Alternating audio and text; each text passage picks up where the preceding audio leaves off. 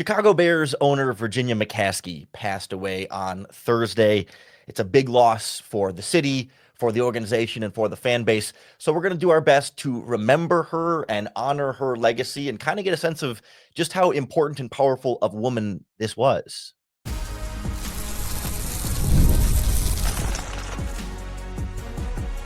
You are Locked On Bears, your daily Chicago Bears podcast. Part of the Locked On Podcast Network, your team every day. This is Locked On Bears, and I'm your host, Lauren Cox.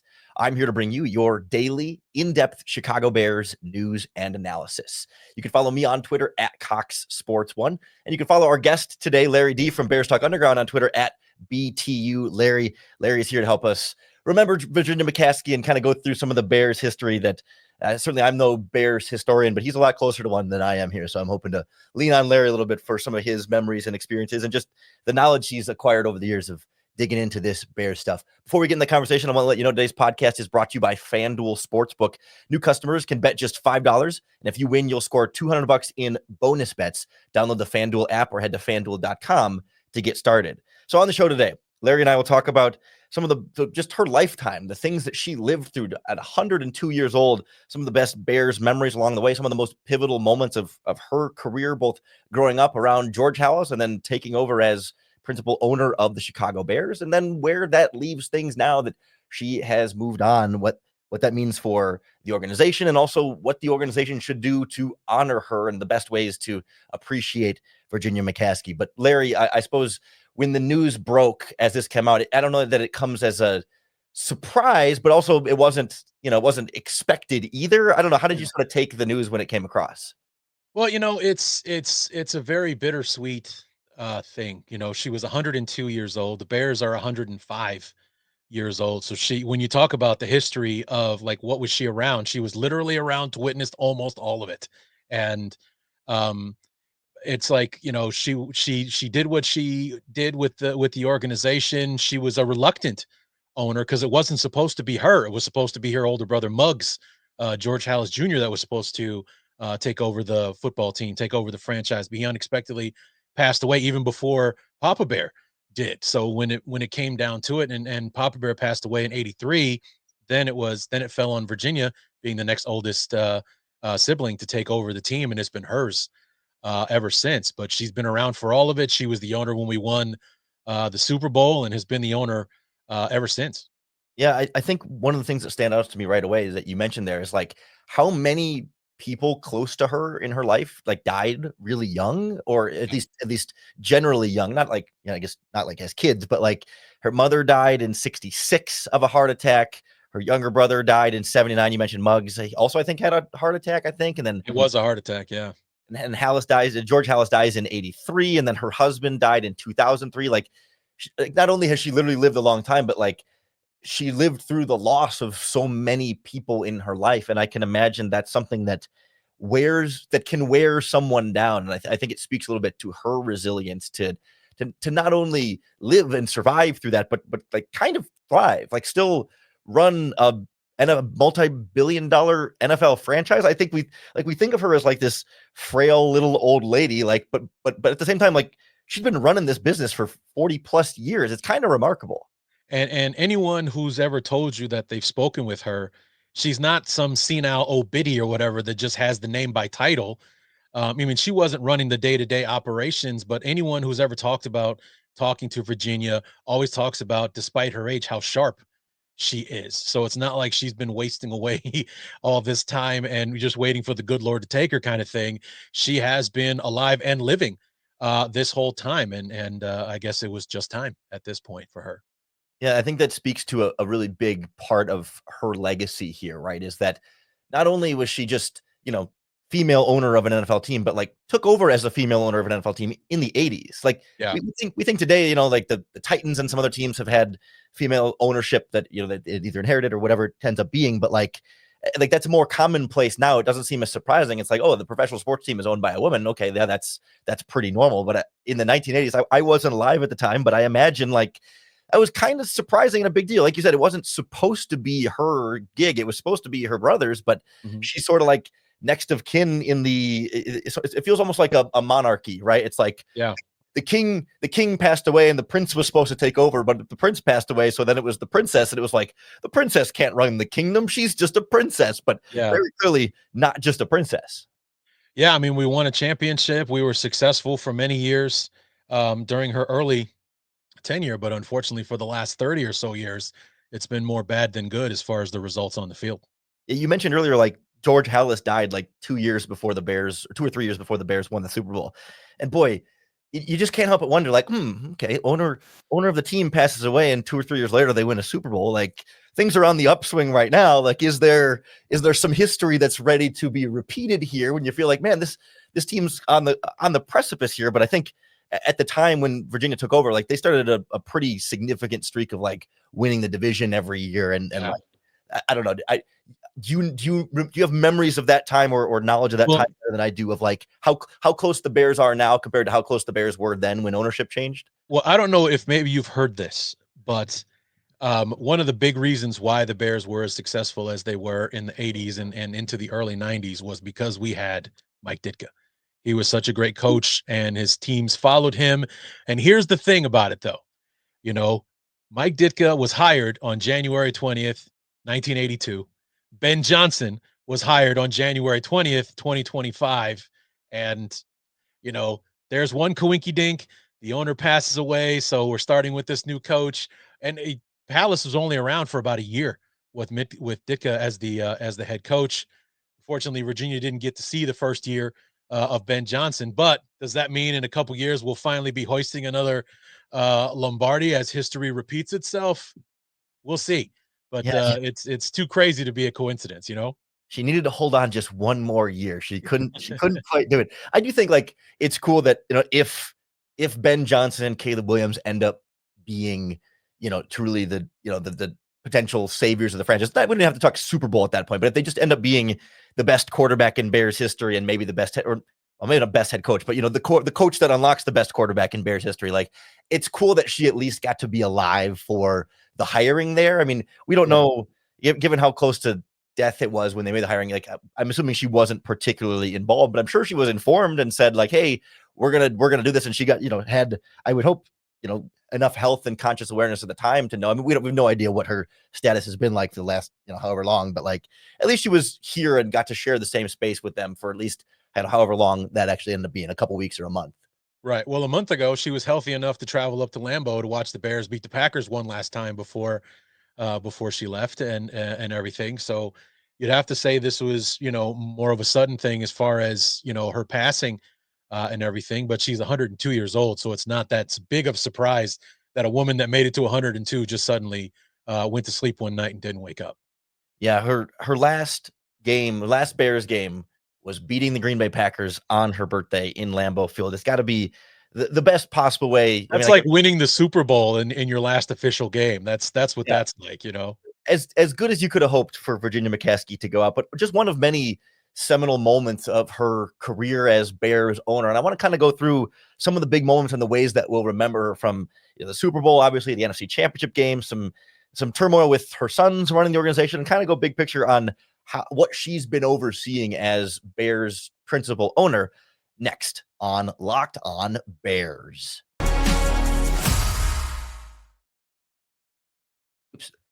This episode of Locked On Bears is brought to you by BetterHelp. What are some of your relationship green flags? We often hear about the red flags we should avoid, but what if we focus more on identifying positive signs in our relationships? If you're not sure what they look like, therapy can be a big part of helping you identify them. It helps you practice them actively and even embody that green flag energy yourself. Whether it's dating or marriage or building a friendship or just working on yourself, therapy can help you form relationships that love you back. BetterHelp makes it easy by offering online therapy with over 30,000 licensed therapists to choose from. And if you need to switch therapists, you can do so at no extra cost. It's a great service, and they've been a great supporter of the Locked On Podcast Network for a while now. So discover your personal and interpersonal relationship green flags with BetterHelp.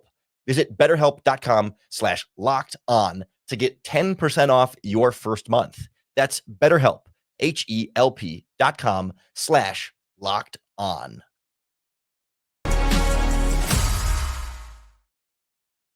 All right, continue our conversation today with Larry D, the host of Bears Talk Underground. You can follow him on Twitter at BTU Larry, and you can hear him on the Bears Talk Underground podcast wherever you get your podcast.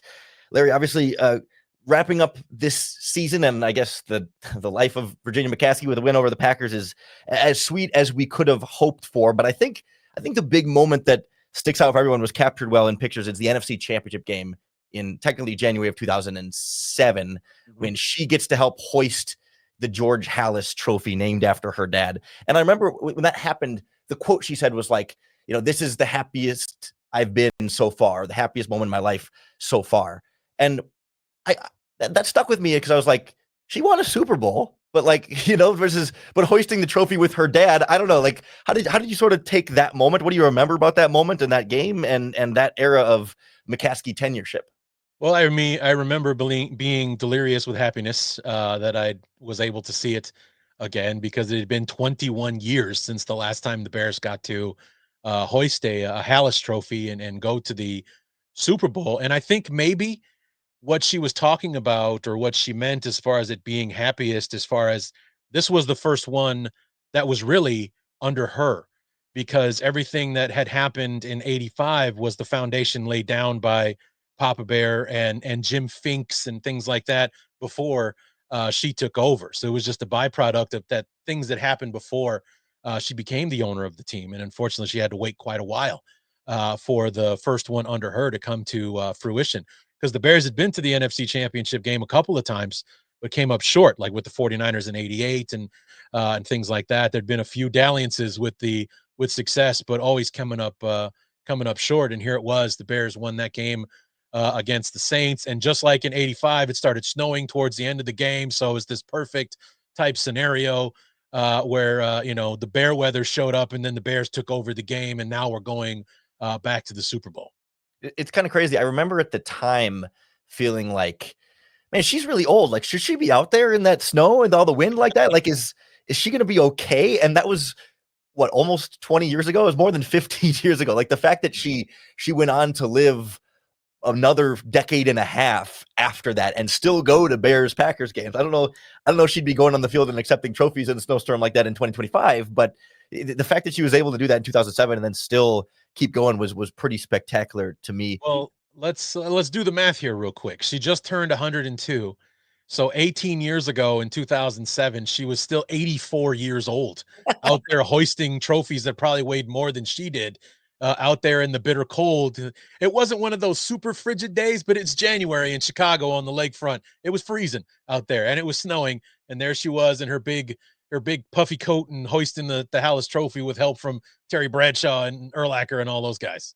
Yeah, man, what a sweet moment. And one that, I think, to your credit, you mentioned earlier, like, maybe it means more in that moment because of how bad they were to have to get there. I mean, like you said, like when they won the Super Bowl, she kind of, not to downplay her role, but like inherited some of that from her father and everything before that. But like, this was not only something she had built, but something she had to sort of suffer through overseeing the 1990s. Right. And that's, I think, a big part of this conversation is like the combination of, empowering her sons and having some mixed results with those sons, but then also staying hands off. Like she really towed this line of like, she's a weirdly like visible owner in the sense that like we knew who she was and she would make public appearances, but also like, as far as we knew, pretty hands off, and talked pretty openly about saying like, I'm not a football person. I'm not even a business person per se. I'm kind of just, I'm here and I care and I am involved, but I'm not here to tell everybody what to do. I'm here to put people in position to what to do. And it's sort of this weird dynamic of like, she's in charge and ultimately has the final say to fire her son and switch out which boys are in charge of the franchise, but then also be really hands off and not be meddling the way we see a lot of other owners directly kind of say, oh, well, I know this, or Woody Johnson and the Jets, his teenage sons having influence over decisions. Like, yeah, little bit different style in Chicago. Yeah, and I guess maybe that would be the sweet half of the bittersweet thing, is that for years Bear fans have always wanted the Bears to be sold to another owner, so somebody who could possibly run it better than unfortunately the McCaskies have done in the 30 plus years since we let Ditka go, and all the things that we've been through, being one of those charter franchises, being the one that everybody expects more from, because we've been around since the beginning, and yet we're always coming up on the short end of things, making embarrassing hirings and bad moves, bad drafts. If we were a better run organization, because you always see the best runs organization, it literally starts at the top with the owner. And for the longest time, the Bears have always kind of been on that bottom tier as far as ownership groups and everything. Well, now that poor Virginia is gone, that at least opens the door to the possibility of the Bears maybe being sold to someone else who also has the humility to let the football people run the organization, as opposed to having the head of the board, her son, George McCaskey, openly admit, I'm not a football person, but he's out there sitting in on coach interviews, making football decisions. He doesn't belong there. At least she had the humility to know that and then stay away from it. Let the experts run the show. Yeah, I do want to get into a little bit of the future in a moment here, but I want to stand that humility for just a moment, because like it stands out to me just how down to earth she was and how approachable she was. And maybe some of that's just from being an old woman and like, you're kind of forced literally to be closer down to earth, but like, just like in the community. I mean, she's someone who famously was at mass every day, every time at 6:15 in the morning, and was, always giving away rosary beads. And I think about like, there's been a lot of talk around like the Super Bowl and stuff of like, the Jaguars owner with his big yacht, and the Cowboy and owners are like, they get in a yacht competition, how big their yacht is and how big their private jets are and what they can fly in. And like Virginia McCaskey was running a multi-billion-dollar industry. I'm sure, I don't know their financial situation as the family, but I'm sure there is a crap ton of money in the McCaskey family to go around, where she could have a yacht and she could travel by private jet everywhere. And she could be this sort of like, belle of the ball, flaunting around with all of her, rich jewelry or whatever. And like, sure, she had a big puffy coat, but that was about it as far as like decadence of Virginia McCaskey. And she literally grew up from the beginning when they were probably taking the train or something to the games, back in those days. Like, she was there at Wrigley Field when the Bears won the NFL championship over the Giants in 1963. That was her dad's last championship as head coach and everything. So she's literally grown up with the team, with the league, with the game itself. So it's like, if it's not like she came into it and then they just started spending all the money. They're a notoriously thrifty group, those Hallases and McCaskies. So they're not going to blow it on a yacht or a private jet or lots of bling around Virginia's neck or anything like that. That's not who she grew up. So she stayed true to herself. God bless her. And she got around and how she needed to, but she never needed a jet or anything to kind of validate how rich she was or how successful the organization has been. Yeah, there was a story in The Athletic from Dan Pompei who said that at one point, George Halas, when Virginia was a child, George Halas went into her piggy bank and borrowed between $300 and $400 from her to pay for some stuff for the Bears and for the NFL. And I mean, when I think she was 6 years old when the Great Depression started. So I think there were some early influences there that definitely stuck with her for the rest of her life. I do want to turn our attention, though, to what happens from here, both what happens next for the Bears as an organization, but also like what the Bears should do for Virginia McCaskey. I've seen a lot of fans on social media throwing out different ideas about maybe an acronym on the shoulder or helmet sticker or whatever. So, but I think, this is a pretty monumental figure in Bears history. So we'll kind of go through what the Bears should do to honor her and what this could mean for the future of the organization next on Locked On Bears. This episode of Locked On Bears is brought to you by FanDuel Sportsbook, America's #1 sportsbook. Super Bowl 59 is here. It's one game, two teams, endless possibilities. And there's no better way to make every play more exciting than with FanDuel Sportsbook. Whether it's predicting the first touchdown, calling the MVP, or even betting on the coin toss, FanDuel makes it easy to get in on the action. With live betting all game long, you can adjust your bets as the game unfolds and feel the thrill from kickoff to the final whistle. The live betting feature lets you stay involved no matter what happens on the field, and the app is super easy to navigate. If you download the app today or head to FanDuel.com to get started, you're going to get $200 in bonus bets if you win your first $5 bet. So a $5 bet on the big game or anything else, if you win, you're getting an extra $200 in your account on top of the winnings from your bet. So bet the Super Bowl with FanDuel, official partner of Super Bowl 59. Locked On Bears podcast is also brought to you by PrizePicks, the better way to play daily fantasy sports. The big game is almost here, and there's no better way to make it even more exciting than with PrizePicks, the best place for daily fantasy sports. With over 10 million members and billions in winnings awarded, PrizePicks makes it fun and simple to get in on the action. Here's how it works. You pick more or less on at least 2 players' stat projections. And if you're right, you could win up to 1,000 times your cash. PrizePicks even has a free pick for the big game where Patrick Mahomes only needs to throw 1 passing yard for you to get a win. So if you pair that with 1 more correct pick, you're already cashing out. They've got a bunch of great ways you can play in this game or in basketball, hockey, soccer, tennis. When the baseball season comes around, you can play that on PrizePicks as well. Download the app today and use our promo code LOCKEDONNFL to get $50 instantly after you play your first $5 lineup. That's code LOCKEDONNFL for $50 instantly after you play your first 5 with PrizePicks. Run your game.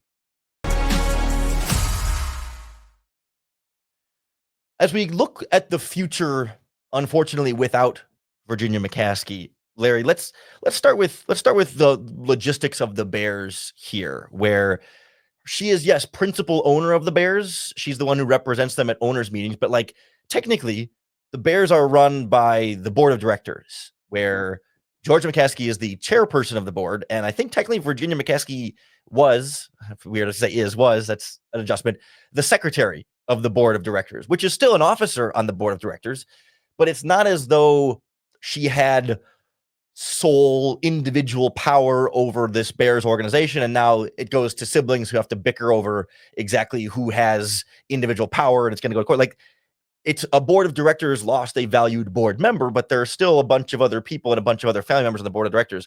I know neither one of us is a legal expert on the board of directors here, but presumably it shouldn't be immediately too disruptive, right? I mean, you're missing a board member, but you can, it feels harsh to say you can replace a board member. Yeah, and I think at this point, maybe she was a board member and kind of name only at this point. Like, she was still the owner of the team, and that's not going to change no matter what. But as far as making the decisions that ran the organization, she probably had little to nothing to do with that at this point in her life. And as if you want to look at the bitter side of things, maybe the infighting can be a good thing, to where the solution is them selling the team as opposed to them trying to pick someone to soldier on and keep the team within the family. We've heard them say it's going to remain a family organization. And, you know, who knows? Maybe the whole thing with Ben Johnson will turn this thing around and we won't worry so much about who's running the team anymore, because the football team is actually winning. But as far as like I mean, especially under George McCaskey since 2011, it's been a disaster. And like we mentioned before, the best run organizations, it literally starts at the top with the owner and trickles down. And that hasn't been the case with the Bears for a very long time. So this is like, you know, something that kind of opens to the possibility of that happening, because Virginia was adamant it wasn't going to happen while she was alive. She's not around anymore. So maybe it is possible that somebody can come out there and buy the Bears. I mean, look what happened with the Commanders. Josh Harris is on the team for 2 years maybe, and they went to an NFC championship game this year. So it's already changed and working, and the ghost of Dan Snyder is gone and not haunting the DMV anymore. So maybe that could be the same thing in Chicago. We can hand it off to someone else, and he can have better success with it. It's worth noting the board of directors contains, of course, George McCaskey as the chairman, but then Patrick McCaskey, Brian McCaskey, Ed McCaskey, and then Pat Ryan's kind of the other one there. But like, it's all in the family. It's just a question of, does everyone in the family want to keep the team, or do some members of the family have less desire to keep the team? But okay, while Virginia was alive, we do what Virginia wants, because of course, like, that's mom. That's who we're going to do what mom wants. But then now that she's not alive anymore and no longer sort of the principal owner, all it takes would be kind of a majority of board owners. And it's kind of, you know, we can't sit here and poll the entire board and say, well, what does everyone think? And it'll kind of be interesting to see, does there become a faction, sounds too strong word, but like a portion of the board that says, you know, we'd be good to move on and let someone else do it. You know, our family's done this for over 100 years, and it's time to pass the baton. And it was mom's thing and it was grandpa's thing, but that was great. But we're ready to move the torch on with it. You know, if you set them up with the right coach, the right quarterback, the right team president, and a new stadium, maybe that's easier to say we're leaving a great legacy and can let it out of the family, versus if the organization was in the doldrums and it's like, well, we bailed when it was at rock bottom because we burned the house down and said, here you go, it's foreclosed. Like I wonder if maybe not immediately, but if they get the team into a good spot in a couple of years, just organizationally from a stadium standpoint, if that's not an easier transition point to say, we did our job, now it's someone else's turn. Yeah, I mean, it's going to be interesting to see how this all unfolds to see if that is an intention of the remaining family members to sell the team. Do they want to soldier on and see this thing through? Do they want to sell it to the Ryans? Because Pat Ryan is a minority owner of the team. Do they just hand it off to him and he and his family take over, or do they just want to? The rumor out there for years was Jeff Bezos from Amazon was going to buy the Bears because he could write him a check for, he made $150 million last year, $7 million for the Bear, or $7 billion. No big deal. Here it is. I think I got that in my pocket right now. I just hand it off to you. No big deal. So we'll have to wait and see. It's the interesting part now is that everything is possible, because before, when Virginia was here, it was always going to be the McCaskies no matter what. And now with Virginia past, it's an open possibility. The options are there now. They can sell the team. They can keep it. It's there for anything to happen.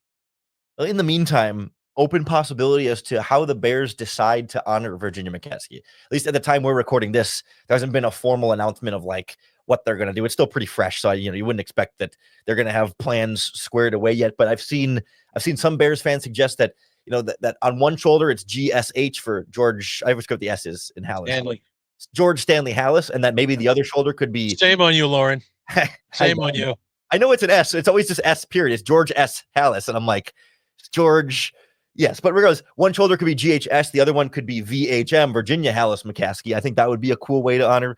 I imagine they'll do some sort of helmet sticker or maybe a jersey patch. Yeah, patch. Yeah. But then I think bigger, like, does she rise to the level of putting a statue outside of the new stadium? Do you name a new stadium after her? If you're building a new stadium, is it not going to be Soldier Field anymore? I presume they would want a corporate sponsor probably, but could it be the Sears McCaskey Field, or I don't know what the target, whatever that might be, but like, or Halas Field inside McCaskey Stadium. Like, I don't know, like, she's important, but she was also very hands off. Like, I don't know what level of honor is the appropriate amount there. And if you built a statue, like, is it just a statue of a little old lady? Like, I don't know exactly how that would work. Yeah, I'm thinking maybe you're looking at a plaque of some kind with like a bronze plaque with her likeness on it. Maybe I could see something like that. If you want to be a pessimist about it, it's like, why would we build her a statue? We didn't really do anything when it was her team, kind of thing. If you want to be a total jerk about it, but just being plain. But I definitely see like a helmet sticker, a jersey patch, maybe even the shoulders on one side with GSH on the other, kind of thing. I could see those all being done, not just being possibilities, but every single one of them happening in 2025. What do you think about the Pro Football Hall of Fame here? I mean, obviously she'll be a Bears Hall of Fame, Ring of Honor, all that stuff, but like, I know she was a finalist in 2023 in the like senior category. I think that was the same year that a couple other former Bears were in there. But she was also offered at one point, the Hall of Fame was trying to offer her like an NFL Pioneer Award, and she turned it down and said like, well, I don't really feel like I qualify for this. She's very, the humility we talked about, but like, sure. But she ran this franchise for 45 years and was like a groundbreaking, woman leader of a football team. But like, it feels like if she gets into the Hall of Fame now, is it only because she died? Because like, or because she's not like they've had some more success. You know what I mean? That would be responsible for her. Like, she would have either earned it from everything she's already done or not. Or do they just prefer that it's a posthumous thing for an owner, with them not just put her, like, if you think they would have just like, either she's been doing this for 40 years and been around the team for 100 years, so like put her in because she's so important to the legacy of the NFL, or she's not. And I don't know why waiting for her to die would make a difference in that. I think the only difference would be that she wouldn't be around to say no this time.